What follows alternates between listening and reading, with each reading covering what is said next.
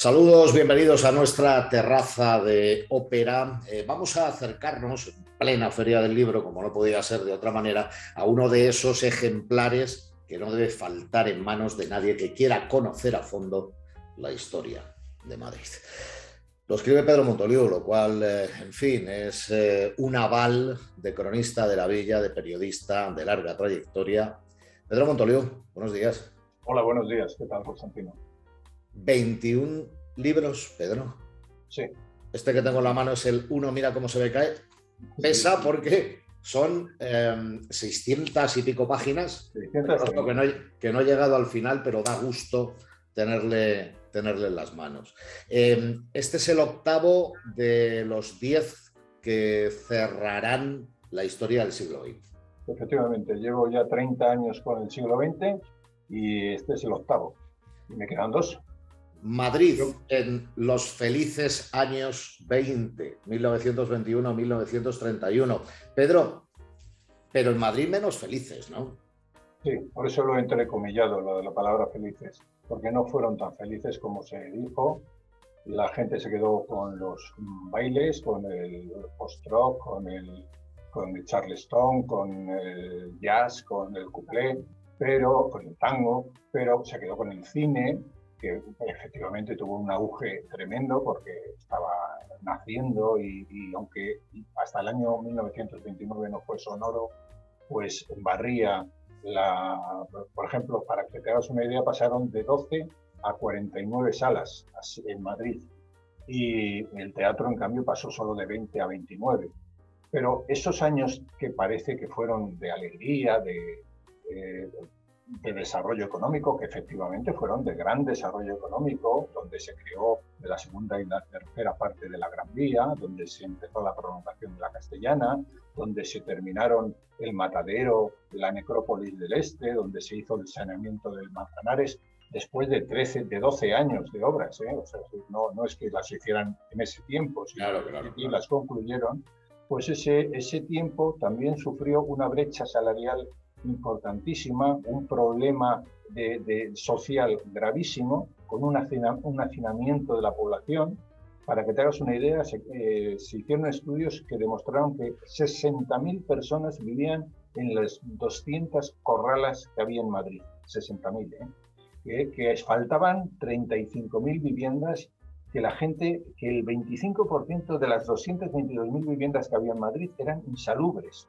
O sea, es decir, se vivía una situación de hacinamiento, una situación de pobreza, donde los sueldos no crecían al ritmo de los precios, donde se produjo una situación grave como consecuencia del paro inmenso que se empezó a producir después de la Primera Guerra Mundial, puesto que las empresas, las grandes fábricas que habían atraído a mucha gente del campo a Madrid y al País Vasco y a Cataluña, pues empezaron a despedirlas, porque después de la Guerra Mundial ya las fábricas españolas ya no podían vender tanto en el extranjero y por lo tanto lo que hicieron fue una reducción de empleos. En Madrid llegó a haber el 40% de los 126.000 obreros que había estaban en paro. Ya ven ustedes que Pedro Montoliu es una metralleta, cada vez se parece más a Manuel Fraga Iribarne. Le hace una pregunta y automáticamente él nos cuenta y nos descubre todo el libro. Vamos por partes, Pedro, porque has dicho cosas que me parecen por lo menos de obligada reflexión. Estabas hablando de cines, de las 49 salas, de los teatros. Claro, un siglo después es que ya casi no quedan cines en Madrid, por ejemplo. Digo por ver un poco cómo se ha producido esa eclosión en el mundo del arte. Pero hay algo que acabas de pasar por encima, que es la parte política, ¿no? Es decir, el libro marca y refleja no solamente la historia de la República, sino también la caída del monarca, ¿no? Prácticamente, bueno, lo que provoca efectivamente después los orígenes de la Guerra Civil. Yo digo que en esta década fue cuando se gestó la Guerra Civil. No en los años 30, sino en esta época, en esta década, puesto que se produce, fíjate, hay un golpe de Estado, que es el de Primo de Rivera, hay 3 insurrecciones militares, hay un levantamiento del cuerpo de artillería que fracciona el ejército entre los peninsulares y los africanistas, puesto que Primo de Rivera quiere darle más opciones de aumento de categoría a los africanistas por méritos de guerra que a los que viven, los que están en España, en la península. Y además, ese vendaval que produce la dictadura de Primo de Rivera se lleva por delante todo. Se lleva por delante los partidos políticos, se lleva por delante el Congreso y el Senado, se lleva por delante las garantías constitucionales, se lleva por delante la autonomía municipal, absolutamente todo. Y los partidos tradicionales, nada, desaparecen. Venimos del desastre de Anual. Bueno, claro, es que el problema está, y luego además está como fondo, hasta el año 27, la campaña militar de Marruecos, que supone una sangría para el ejército, que supone un menoscabo para la imagen que tiene el ejército, que ya estaba muy tocada por el tema de la pérdida de las colonias de 1898, y que hace que la situación se vuelva tan crítica que el propio monarca, que ha avalado esa dictadura, tenga que salir con motivo de las elecciones municipales del 31. Pedro, en todo, digamos, este marco, el libro refleja claramente, y lo vamos viendo, la dicotomía, ¿no? Es decir, has hablado por un lado del desarrollo, de la nueva Gran Vía, de las nuevas estaciones de metro, pero por otro lado también caen... el desarrollo, digamos, se lleva todo por delante. Estoy pensando, cuentas la historia de los mostenses, por ejemplo, o el Teatro Apolo. ¿El desarrollo, dirías, que en esa época puede con todo? ¿Es desenfrenado? Sí, porque sencillamente no se tiene en cuenta para nada el patrimonio. De hecho, ahí ahí corre peligro incluso el hospicio, el que ahora mismo es el Museo Municipal de la calle Fuencarral, o el Teatro Real, que el propio alcalde propone tirarlo para hacer una gran plaza que una las plazas de Ópera y de Oriente, pero no hay esa sensación de decir, estoy diciendo una butad. No, lo dicen e incluso lo defienden, porque el apego al patrimonio no es del que luego existiría. Pero ahí tiene el arranque de lo que luego va a pasar después de la guerra, cuando empiezan a tirar todos los palacetes, cuando empiezan a tirar todos los edificios importantes, porque ese desapego a la ciudad ya está en ese origen. Hablamos de grandes almacenes, de hospitales creados por grandes compañías, te citabas Telefónica, Camsa, Iberia, Gas Madrid. Claro, es que es gran desarrollo empresarial, es decir, se ponen las bases del aeropuerto de Barajas, se crean las grandes compañías, los bancos multiplican por 5 sus beneficios, es decir, hay una élite que está en pleno desarrollo frente a una población que está en pleno declive. Esa es la desigualdad social a la que te refieres. ¿Que se soluciona en la década o se agrava? Porque claro, has hablado de Primo de Rivera, pues luego viene Franco. Sí, vamos a ver. Bueno, yo digo que Franco se inspira plenamente en Primo de Rivera. Para él es un espejo.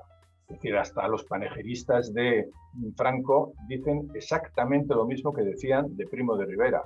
Salvador de la patria, una persona que no duerme mientras los españoles lo hacen, que es un hombre providencial, todo igual. Es Primo de Rivera el que crea eslóganes como España una grande e indivisible, él dice. Luego José Antonio Primo de Rivera le añade ya lo de libre, pero realmente todas las cosas que va haciendo Primo de Rivera luego las va haciendo Franco. El tema es que Primo de Rivera, pues aparte de ser un militar y tener muy poca ideología política, porque se ha hablado de si quería llevar el fascismo a España, pero no es verdad, sencillamente aplica criterios militares, lo que hace es que crea una situación política que luego es intratable por parte de la República. La República no puede en sus 5 años levantar el muerto que ha dejado Primo de Rivera. ¿Qué pasa, Pedro, con las mujeres? Porque creo que tienen un capítulo muy especial. Estamos hablando de votar en las elecciones municipales, entrar en el colegio de abogados, diputadas de la Asamblea. Sí, sí, le dedico un capítulo importante al tema de las mujeres porque es en estos años cuando empiezan con sus reivindicaciones a cambiar las cosas. Logran que el propio Primo de Rivera, en el estatuto municipal que hace Calvo Sotelo, pues diga que si los idiotas, tal cual, pueden votar, ¿cómo no van a votar las mujeres? Sería una contradicción. Una gran frase para la historia. Y entonces, pues, dejan que voten a las elecciones municipales. ¿Pero qué pasa? Pues que desde 1924, que se aprueba el estatuto, hasta 1931, que llega la República, no hay elecciones municipales, con lo cual no hay posibilidad de elegirlas. ¿Qué hace entonces Primo de Rivera? Las nombra a dedo. Y entonces nombra tres concejalas para el Ayuntamiento de Madrid, que cuando dimiten, pues vuelven a nombrar a otras tres. Y bueno, es un inicio. Pero las universitarias, por ejemplo, pasan de 1918, que había 100 universitarias, pasan a 878 en 1931. Que hay un crecimiento, las asociaciones feministas se mueven muchísimo, logran que se elimine un artículo del Código Penal que permite a un marido que encuentre a su mujer en una situación adúltera, matarla y matar al amante, y solo tendrá pena de destierro. Eso era absolutamente alucinante, y logran que ese artículo se quite. Aunque, si bien los tribunales luego aplican las penas mínimas a ese delito, puesto que siguen con la idea de que, bueno, no es tan grave una situación así y que lo que hace el marido es, en teoría, un poco de justicia, algo aberrante. Esto que tengo en la mano, se lo recomiendo, pues se nos va el tiempo, Pedro, ya conoces tú mejor que nadie Madrid Diario y el periódico, ¿no, Manolo? Lo dirigiste durante tantos años, de manera magistral. Madrid, en los felices años 20, o bien en la Feria del Libro, o bien en sus librerías, pero para aquellos que les guste conocer esta parte de la historia, que excede con mucho de Madrid, porque es historia de España, lo pueden encontrar. Pedro Montolivo, muchísimas gracias. El día 24 firmo en la feria por la mañana, o sea que allí os espero. Pues allí lo veremos y nos veremos, sin duda alguna, que el mío, por cierto, todavía, como no lo he leído y tú solo lo dedicas cuando termino de leerlo, perfecto, pues tendré la fortuna seguro de poder contar con tu rúbrica. Un abrazo fuerte, Pedro, cuídate. Muchas gracias. Y suerte. Gracias. Nosotros seguimos aquí en nuestra terraza en la Plaza de Ópera.